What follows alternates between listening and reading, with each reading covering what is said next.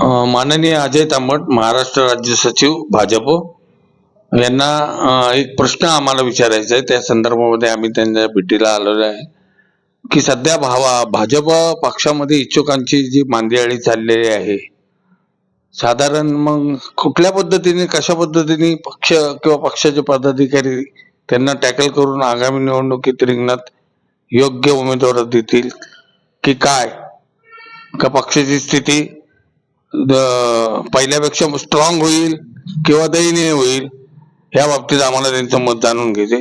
अजयजी, या प्रश्नाचं फक्त उत्तर द्यावं. मी तुम्हाला सांगतो की बीजेपी हा पक्ष आहे, हा किती लोक येऊ दे जाऊ दे त्यांच्या तत्वानुसारच चालणारा पक्ष आहे.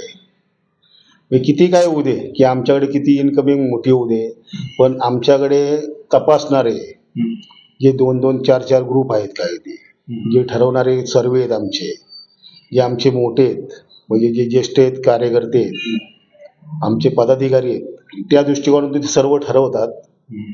बीजेपी असा पक्ष एकच पक्ष आहे की कार्यकर्त्याला न्याय देणारा पक्ष आहे.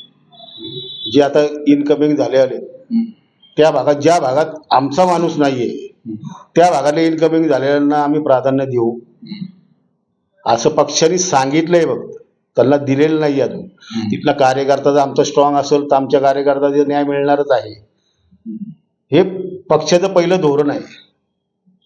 बरं, आगामी निवडणुकीच्या बाबतीमध्ये जर अशा पद्धतीमध्ये जर एखादा म्हणजे तुमचा मागील दशकानुदशक पक्षाची सेवा करत असलेला, पक्षाच्या कामात कार्य करत असलेला एखादा पदाधिकारी असेल किंवा एखादा कार्यकर्ता असेल, तर त्याला उमेदवारी नाकारल्यामुळे दुफळी होण्याची शक्यता आहे, बंडखोरी होण्याची शक्यता आहे का? त्याबद्दल मला 2 शब्द प्रकाश टाका. आता पक्ष वाढत चालला की या गोष्टी सगळ्या होतात. कारण काय होतं माहिती का, न्याय फक्त एकालाच देण्यात येतो. 3 जण नाराज होतात. 3 जणांची नाराजी काढणं हे पक्षाचं कार्य काम आहे आणि ते पक्ष काढतो आमचा. म्हणजे असं आम्हाला जाणवणार नाही की बाबा यांनी बंडखोरी केली, असं काय कधी होणार नाही. झाले तर एका दुसरे बाकीच्या ठिकाणी होतात ना. म्हणजे ते प्रत्येक ठिकाणचं त्या गोष्टीकोनातून त्या माणसाही ह्याच्यावर सगळं अवलंबून असतं. कारण आमच्या पक्षामध्ये समजूत काढणारे खूप लोक आहेत आणि समजूत घेणारे पण कार्यकर्ते आहेत की बाबा अशा पद्धतीने चालू आम्ही, की बाबा पक्षाने तिकीट नाही दिलं तर पक्षाचा आपल्याला पक्ष मोठा करायचा आहे. ते त्यांचं मन खूप आमच्या कार्यकर्त्यांचं खूप मोठं आहे. काही वेळेला होतं बाबा की पक्ष एवढं काम करून पण आपल्याला काही मिळत नाही, त्यामुळं कार्यकर्ता नाराज होतो. त्याच्यामधनं बंडखोरी वगैरे होती, पण ती बंडखोरी तात्पुरती असते, नंतर सर्व निघून जाते. आता एक नवीन प्रश्न तुम्हाला उपस्थित करतो की आता सध्याचे विद्यमान आमदार जे आहेत हेमंतजी, तर त्यांच्याकडनं नुकत्याच काही 1-1.5 महिन्यापूर्वी शहरामध्ये स्वच्छता मोहीम राबवली गेली. त्यावेळेस ती फक्त दर्शनीय भागांकडनं मध्ये झाली, अंतर्गत भागाकडे दुर्लक्ष केलं, असं काही नागरिकांचं आम्हाला भेटत असताना नागरिकांची अशी चर्चा आम्हाला ऐकायला आली की इतपत योग्य. तसंच जुन्या वाड्याचे प्रश्न जे तुम्ही काय निकाली काढणार होते तेही काम प्रलंबित राहिले, त्यावर काही भाष्य करू इच्छिता का? आता पहिल्यांदा सांगतो, स्वच्छतेचं अभियानाचं सांगतो की स्वच्छतेचं अभियान फक्त रोड नाही, मोठे रोड वगैरे नाहीत, गल्लीबोळात पण कामं चालू केलेली आहेत. गल्लीबोळात पण मोठे जे कचरा पेट्या होत्या ते कचरा पेट्या काढून तिथे स्वच्छता मोहीम सगळं केली आहे. रोज गाडी तिथं पाठवली जाते. रोज आमचे कार्यकर्ते जिथं घाण होईल तिथलं कार्यकर्ते पळवतो, तिथला फोटो काढून अधिकाऱ्यांना पाठवतो. सर्व गोष्टी तिथं होतात.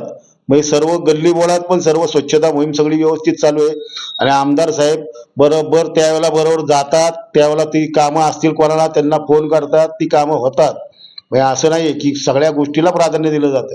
म्हणजे कुठं कचरा पडलेला आहे, काय पडलेलं आहे, आमच्याकडे फोटो सुद्धा आहेत की बाबा हे साफ केलेलं आहे म्हणून. त्यामुळे कुठलं काय असं नाही. आणि आता जुन्या वाड्यांचा प्रश्न आला तर जुन्या वाड्याचे प्रश्न आहेत की काय काय वाडे खूप बारके आहेत, म्हणजे ते आणि जुनी लोक आहेत. जुनी लोक आपल्या वाड्याचं डेव्हलपमेंट वगैरे करायचे जरा मागे पडत नाहीत. नवीन असतात, त्यांच्या घरातली काही मुलं ते असतात, प्राधान्य देणारे असतात. आणि बाकीचा गोष्ट आला की शनिवारवाडा आमच्या इथे, शनिवारवाड्याच्या जे परिघामध्ये जे वाडे येतात त्यांचं डेव्हलपमेंटला प्रॉब्लेम खूप आहेत. कारण सगळं त्यांची प्लॅनिंगचं सगळं मुंबई दिल्ली इथनं करायला लागतं. ते हेरिटेजच्या दृष्टिकोनातून ते सगळं हे असतं, त्यामुळे वाड्यांचा प्रश्न लवकर मिटत नाही. जुन्या वाड्यांमध्ये संडास दुरुस्ती वगैरे ते आमदारांच्या दृष्टिकोनातून सगळं करण्यात येतात. म्हणजे नवीन नवीन संडास पण त्या पद्धतीने करता येतात. त्यामुळे त्या पद्धतीने कामं चालू आहेत पक्षाची. म्हणजे अजूनही पक्षाची अद्ययावत कामं तुमचे पाठपुरावा घेतात पक्ष, असं तुम्हाला म्हणायचे? आमदार, खासदार आणि तुमचे भाजप पक्षाचे सर्व पदाधिकारी अशा पद्धतीने कार्य करत आहेत असं तुम्हाला म्हणायचं, बरोबर ना साहेब? आता दरवारी म्हणजे सोमवारी कसबा गणपती म्हणजे प्रभाग क्रमांक 16 जुन्या पद्धतीने सांगतोय मी. प्रत्येक प्रभागामध्ये एक एक वार दिलेला आहे. त्या वाराला सकाळी 8 ते 10 हे आमचे कार्यकर्ते बसतात. त्यांच्या सर्व नागरिक येतात, नागरिकांच्या समस्या तिथे लिहून घेतात. त्या समस्या आम्ही आठवड्याभरात ते सोडवण्याचा पूर्णपणे प्रयत्न करतो आणि पूर्णपणे सोडवले जातात.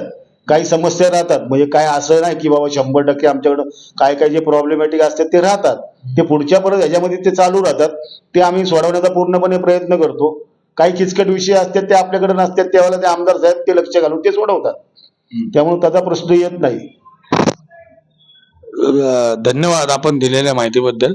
अजूनही असे